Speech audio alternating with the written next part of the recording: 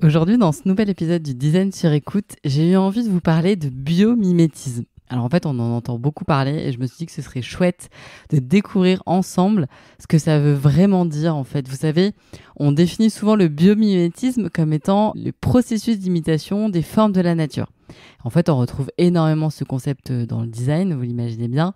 Il faut dire que en fait, notre monde est rempli d'objets et que tous ces objets sont dessinés, pensés dans leurs moindres détails par des gens, les designers. Et le design est finalement aussi présent dans les services. Quand on se rend compte de l'ampleur de la présence du design, c'est vertigineux. Il est vraiment partout, partout, partout. C'est ce qui fait que le design me passionne. Voilà une discipline à la croisée de tous les chemins. Alors même si ce mot est parfois un peu galvaudé, on se rend bien compte que tout est designé en fait. Rares sont les choses qu'on utilise au quotidien qui ne soient pas passées entre les mains de l'être humain. Alors du coup, voilà, c'est pour le meilleur comme pour le pire évidemment. Et malheureusement, ces dernières décennies, nous venons de collectivement en fait expérimenter ce qu'une définition hors sol du design pouvait avoir comme conséquence. Avec le biomimétisme, nous voilà sûrement à l'aube d'un sacré virage dans notre société. Vous voyez par exemple la bardane, c'est la plante qu'on a partout dans nos campagnes et qui est l'inspiration biologique à l'origine du velcro. Il y a aussi l'exemple du bec du martin-pêcheur, vous savez cet oiseau, qui est en fait l'inspiration de la forme du célèbre train japonais qui est précurseur de ces lignes à grande vitesse. Donc voilà, finalement, le biomimétisme, il est passionnant parce qu'on n'est qu'au début de son exploration. Et moi, j'en suis vraiment persuadée, en fait. Je crois que ce qui va nous émouvoir demain, aujourd'hui, nous indiffère totalement. C'est-à-dire qu'en fait, on passe totalement à côté de ce qui, demain, va faire palpiter un peu nos cœurs parce que, tout simplement, on ne connaît pas. C'est complètement inconnu aujourd'hui pour nous. Et à mon avis, le biomimétisme, demain, aura une place centrale, beaucoup plus centrale. Ce sera peut-être même une posture, en fait. Donc dans cet épisode, j'ai envie qu'on aille ensemble au contact de tout ça, de toute cette nouvelle approche du design, un design inspiré par le vivant. Beaucoup de personnes ont depuis longtemps ces démarches fondées sur le biomimétisme, soit dans l'ombre, des scientifiques, des ingénieurs, etc., soit des designers, des architectes, des artisans aussi, des artistes, mais par instinct, en fait, des personnes qui ont ce côté un peu bricoleur ou savant fou. Et dans cet épisode, j'ai envie qu'on traite du biomimétisme à travers une pièce d'une jeune femme très très très connue aux États-Unis qui a embrassé un peu ce rôle de figure tutélaire du design inspiré de la nature, c'est Neri Oxman.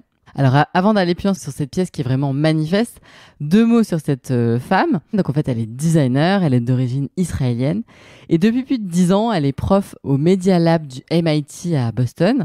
Alors en fait le MIT c'est un lieu qui est complètement dingue, où des gens réfléchissent à des choses avec lesquelles on vivra peut-être dans 50 ans. Et ce qui est beau quand on recherche comme ça des choses, c'est d'être surpris, parce qu'en général, celles et ceux qui font ça bien, ces recherches, savent pas vraiment ce qu'ils cherchent en fait. Donc voilà un endroit où on s'autorise de tester, d'expérimenter des choses les plus improbables, les plus saugrenues. C'est un endroit où on s'autorise aussi à regarder dans toutes les directions et explorer tout ce qui pourrait permettre de régénérer nos écosystèmes. Alors le quotidien de ces gens, c'est donc de faire de la recherche appliquée. Comme dans tous les domaines, ça peut être pour le pire comme pour le meilleur. Je connais pas suffisamment en détail tous les travaux de son groupe de recherche de Neri Oxman pour vous dire vraiment, mais en tout cas ce que j'ai lu, c'est qu'avec quand même ses équipes, elle ne travaille que sur des solutions bio-inspirées et elle développe des matériaux en collaboration avec le vivant. Donc voilà quand même un lieu qui s'autorise à sortir des sentiers battus et surtout où il y a pas mal de moyens. Et donc dans cette quête de faire avec le vivant, Neri Oxman n'évince pas la technologie, au contraire elle s'en sert à bon escient, comme elle dit, en tout cas avec conscience on pourrait dire, jamais dans un sens un peu solutionniste, mais plutôt comme étant au service du vivant, qui ensuite lui va pousser tout seul. En fait on va pas le construire ce design, mais il va être créé par lui-même en fait. Et donc, quel est ce projet dont je vais vous parler depuis le début de cet épisode ? Il s'appelle Agua Oja. Et son idée, c'est de prouver en fait qu'on peut se passer entièrement du plastique sur Terre. Donc voilà une pièce en fait qui est assez impressionnante. Pour vous la décrire, elle mesure 3 mètres de haut, à peu près 1 mètre à 1,50 m d'envergure. Elle fait un peu penser au corps d'une cigale, pour celles et ceux qui sont plutôt méditerranéens, ou alors d'une feuille qui est un peu repliée, vous voyez, sur elle-même quand elle est un peu séchée. Le plus incroyable dans ce projet, ce sont évidemment les matériaux qu'elle et son équipe ont utilisés. Vous n'allez pas en revenir. Alors en fait, il y a 0 matériaux pétro-sourcés, donc tout est naturel, en fait non toxique. Ils ont décidé d'adapter les propriétés de matériaux naturels qui sont apparus sur notre planète il y a plus de 3,5 milliards d'années.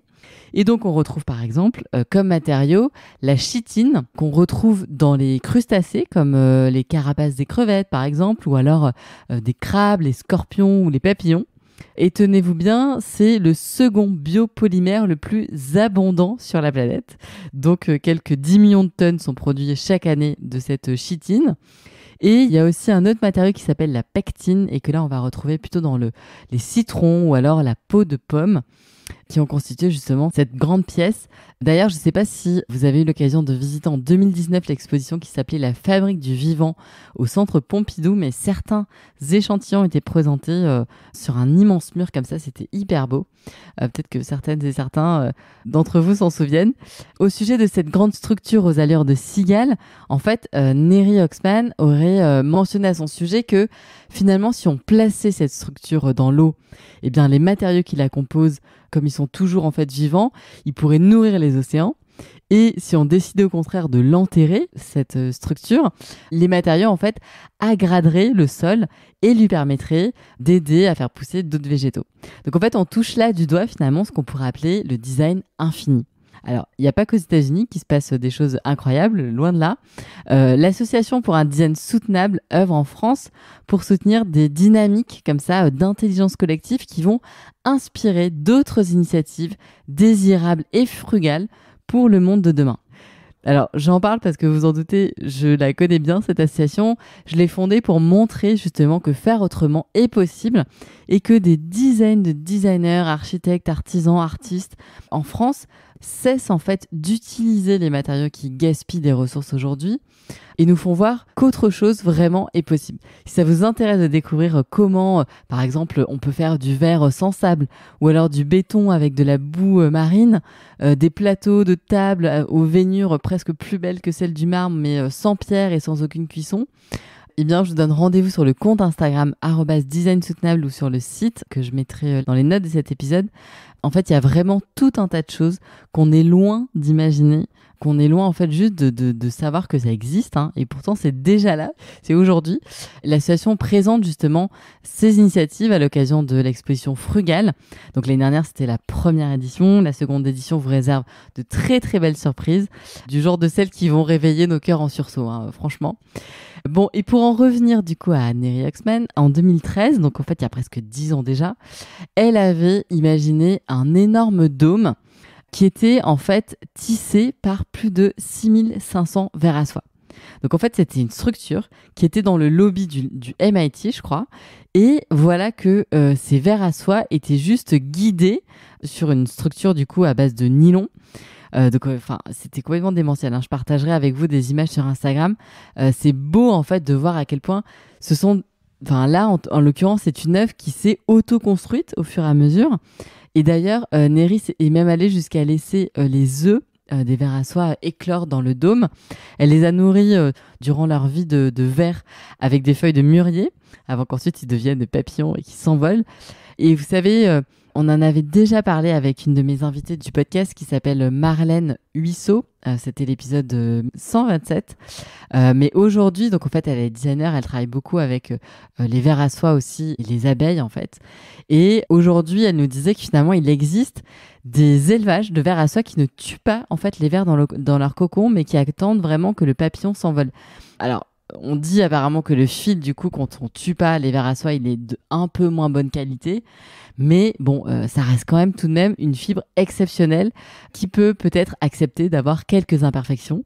D'ailleurs, peut-être ne vient-il pas là le mystère de la beauté, de ce qui touche nos cœurs, ces imperfections qui nous permettent de nous reconnecter peut-être à notre vulnérabilité, à notre humanité. Donc je vous laisse réfléchir sur tout ça. En tout cas, voilà, moi je trouve que finalement, comme le suggère Neri Oxman dans sa pratique, aujourd'hui le design convertit finalement l'utilité en comportement, mais aussi en contexte culturel.